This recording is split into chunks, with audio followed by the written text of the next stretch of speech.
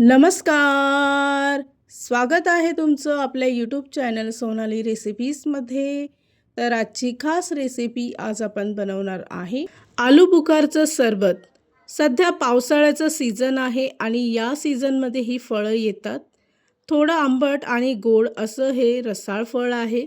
त्याचबरोबर भरपूर प्रमाणामध्ये विटॅमिन्ससुद्धा आहे. यामुळे आपली रोगप्रतिकार शक्ती वाढते आणि पाचनसुद्धा नियंत्रित राहतं.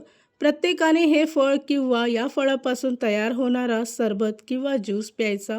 चला तर मग या रेसिपीसाठी लागणारे संपूर्ण साहित्य व कृती पाहून घेऊ. सरबत तयार करण्यासाठी इथे मी खडीसाखरचा वापर केला आहे. तर 1 वाटी खडीसाखर घेऊन ती खलबत्त्यामध्ये कुटून काढायची. त्यानंतर एका मिक्सरच्या भांड्यामध्ये टाकायची आहे. त्याचबरोबर 3 ते 4 काळी मिरी टाकून याची पावडर तयार करून घ्यायची. आलू बुखारचं सरबत तयार करण्यासाठी इथे मी 1/2 किलो आलू बुखार पाण्याने स्वच्छ धुवून घेतले आहे.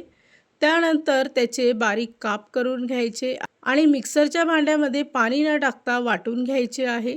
या रेसिपीसाठी लागणारे संपूर्ण साहित्य व कृती मी तुम्हाला डिस्क्रिप्शन बॉक्समध्ये दिले आहेत. तर तुम्ही तिथे जाऊन चेक करू शकता. तयार केलेली पेस्ट गाळणीने गाळून घ्यायची आहे. त्यामध्ये 1 चमचा सब्जा टाकायचा आहे. सब्जा टाकणं पूर्णपणे ऑप्शनल आहे. त्यानंतर तयार केलेली खडीसाखरची पावडर यामध्ये टाकून मिक्स करून घ्यायची. त्याचबरोबर बर्फाचे खडे टाकायचे आहे. अर्धा चमचा काळं मीठ टाकून सर्व मिश्रण चांगलं मिक्स करून घ्यायचं. इथे आपलं आलू बुखारचं सरबत तयार झालं आहे. ग्लास गार्निशिंग करून यामध्ये सरबत ओतायचं आहे. गरज लागली तरच यामध्ये थंडगार पाणी टाकायचं. नाहीतर तुम्ही हे सरबत स्टोर करून ठेवण्यासाठी याचे आईस क्यूब बनवून फ्रीझरमध्ये स्टोर करून ठेवू शकता. तयार झाली आहे आजची खास रेसिपी. खूपच सोपी, खूपच टेस्टी आलू बुखारचं सरबत. ही रेसिपी तर तुम्ही या सीझनमध्ये नक्की ट्राय करून बघा. तुम्हाला खूपच आवडेल. आणि जर का तुम्हाला हा आजचा व्हिडिओ आवडला असेल तर प्लीज लाईक, शेअर आणि कमेंट करा.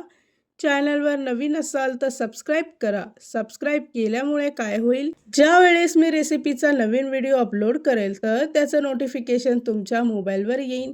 आणि पुन्हा भेटूया आपण अशीच एक रेसिपी घेऊन.